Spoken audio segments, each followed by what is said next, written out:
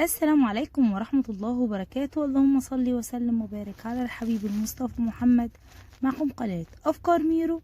النهاردة يا حبايبي هنعمل مع بعض الكريب بشكل مختلف جدا، وكمان الطعم مختلف ومميز جدا عن أي وصفة شفتيها قبل كده.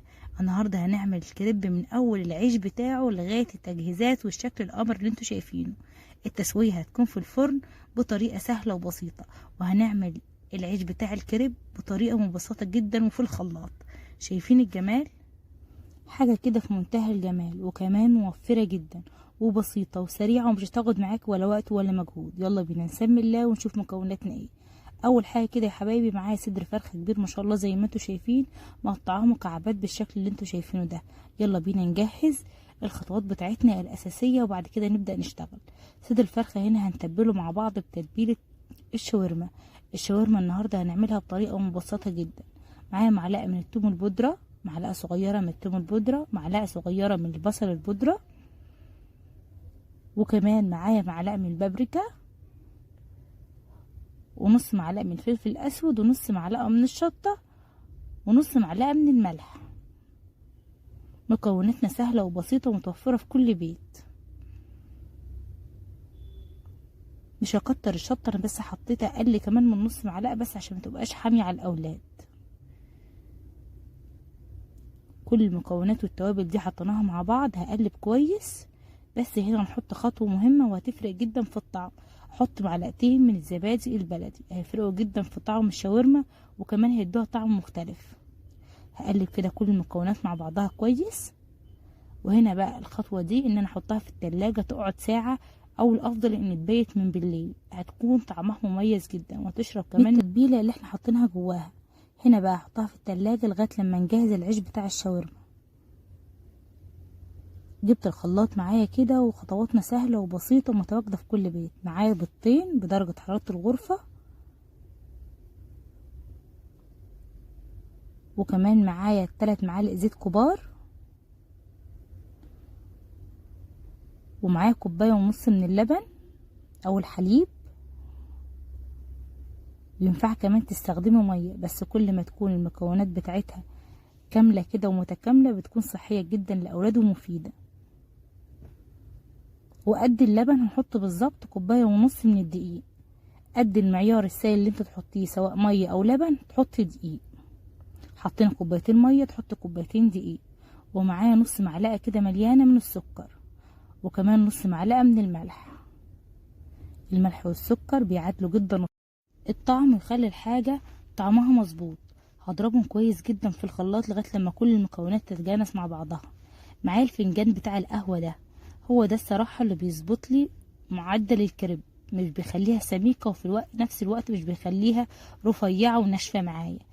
وفي الوقت ده كنت مشغله البوتاجاز بتاعي وحاطه الصينيه وخليها النار متوسطه. احط كده العجينه بتاعت الكريب وابدا اوزعها في الصينيه معايا شمال ويمين كده لغايه لما تاخد الدايره كده بتاعت الصينيه. شايفين كده ما شاء الله؟ اول ما تحطي كده العجينه على طول هتاخد معاكي لون، ولون هيبدا يصفر.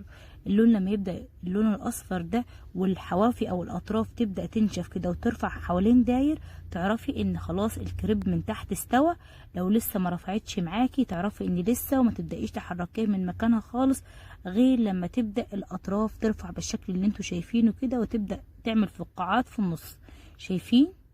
حاجة سهلة وبسيطة جدا. هتاخد اللون الجميل ده، اللون الذهبي ما شاء الله تبارك الرحمن. مفيش اسهل ولا اجمل من كده. اول ما تطلعيها من على البوتاجاز هتكون ناشفة معاكي شوية. حطيها في فوطة وغطيها لغاية لما تخلصي واحدة ورا واحدة. هيطلع معاكي الكريب طري جدا جدا ما شاء الله. مفيش اسهل ولا اطعم من كده. يعني الكريب بالطريقة دي حلو جدا، كمان يتعمل سندوتشات للاولاد وتحشيها جبنة او مربى او عسل، هتكون جميلة جدا ما شاء الله تبارك الرحمن. ان شاء الله هنجرب ونعمل مع بعض مسكرة طعمها لذيذ وكل الاولاد هيحبوها. زي ما انتوا شايفين وملاحظين انا بوزع العجينة كلها على الصينية علشان يطلع شكلها مدور، وكمان تاخد نفس السمك بالشكل اللي انتوا شايفينه كده. بعد دقيقتين بالظبط هتاخد اللون على طول، والاطراف هتبدأ ترفع معايا بالشكل اللي انتوا شايفينه ده. شايفين؟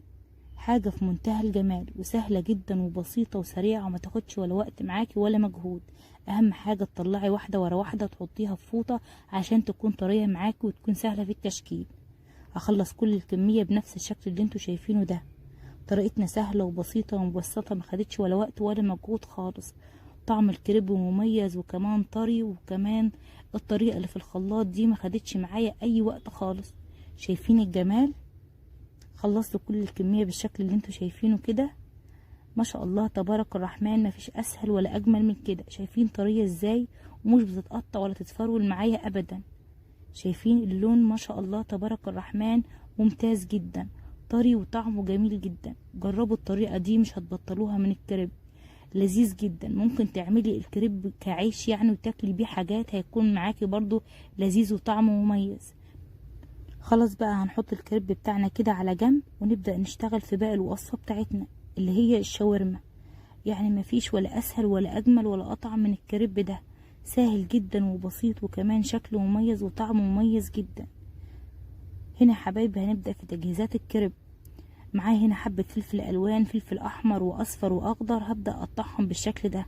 هقطعهم لشرايح كده طويلة، وبعد كده اقسمها نصين علشان ما تاخدش معايا حيز ولا مكان كبير، علشان انا عامله الكريب بحجم صغير. لو عندك صينيه اكبر ممكن تعملي الكريب بحجم اكبر من كده، هيكون معاكي جميل وياخد حشوه كتير.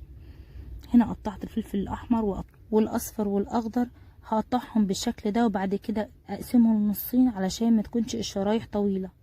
القيمه الغذائيه اللي في الخضار بيكون طعمه مميز وكمان مفيد جدا للاولاد. وجبت بصله واحده بس يكون حجمها متوسط كده، وهبدا اقطعها لجوانح بالشكل اللي انتوا شايفينه ده. وهنا كنت جهزت الخضار اللي هضيفه على الشاورما. جبت الصينيه اللي انا هبدا اشتغل فيها، وحطيت فيها معلقتين من الزيت ومعلقه كده مليانه من السمنه، وهسيح كل الكلام مع بعض ده كويس جدا لغايه لما الصينيه والزيت والسمنه يسخنوا كويس جدا مع بعض. الافضل ان احنا نسخن الصينيه لوحديها وبعد كده نضيف الزيت والسمنه، هيسيح معانا بسرعه. اول ما نضيف على طول الشاورما زي ما انتوا شايفين هتدينا صدمه على طول، عشان الصينيه بتاعتنا سخنه. لو الصينيه بتاعتك بارده هتنزل كل السوائل اللي فيها ومش هتستفيدي منها ولا من التتبيله اللي فيها. لكن لما تكون الصينيه سخنه على طول الشاورما هتنزل على الصينيه السخنه، هتاخد صدمه وكمان تاخد لون معاك بسرعه. ما شاء الله الزبادي والتوابل اللي احنا حاطينها ريحتها جميله وطعمها مميز جدا. شايفين الجمال؟ حاجه كده في منتهى الجمال. هقلب كده اقل من 3 دقايق، وبعد كده اوسع كده في النص وابدا اضيف البصل. هذه تشويحه للبصل والشاورما مع بعض لغايه لما البصله تبدا تدبل معايا. وصفتنا اقتصاديه جدا وسهله وموفره. بصدر فرخه واحد هنعمل احلى غدوه او احلى عشوه مع بعض، وينفع كمان تعمليه اللانش بوكس للاولاد. بعد ما البصله دبلت كده هنبدا نضيف الفلفل الالوان، وقلب تقلبتين لغايه لما الفلفل بس ياخد كده تشويحه بسيطه. وفي الوقت ده هسيبه كده على البوتاجاز اقل من 3 دقايق. وبعد كده يا حبايبي هضيف نص معلقه من الملح، وكمان رشه بسيطه من الفلفل الاسود ورشه بسيطه من الشطه. انا حاطه التوابل كلها في الشاورما او على صدور الفراخ. هقلب كده بس اسيب التوابل من الملح يتشربوا من الخضار اللي معايا والشاورما، وبعد كده اطفي. ما ننساش احنا واقفين على البوتاجاز نصلي على حضرة النبي دايما ونستغفر عشان ربنا يحسن ما بين ايدينا. هنا حبايبي جبت الكريب بتاعي كده زي ما انتوا شايفين، وبعد كده ابدا اضيف الحشوه بتاعت الشاورما. هضيف عليها كميه مناسبه من الجبنه الموتزاريلا. انا عشان العيش بتاعي بتاع الشاورما حجم متوسط فهحط الكميه متوسطه. الافضل ان العيش يكون كبير شويه، بس انا عندي الصينيه كانت صغيره شويه عملته بالحجم ده. كل ما تكون الصينيه اكبر كل ما يكون الحجم ممتاز جدا. كنت فاكره ان التليفون شغال انا وبصور، بس للاسف ما كانش شغال، والحمد لله ان اكتشفت وانا في نص المرحله.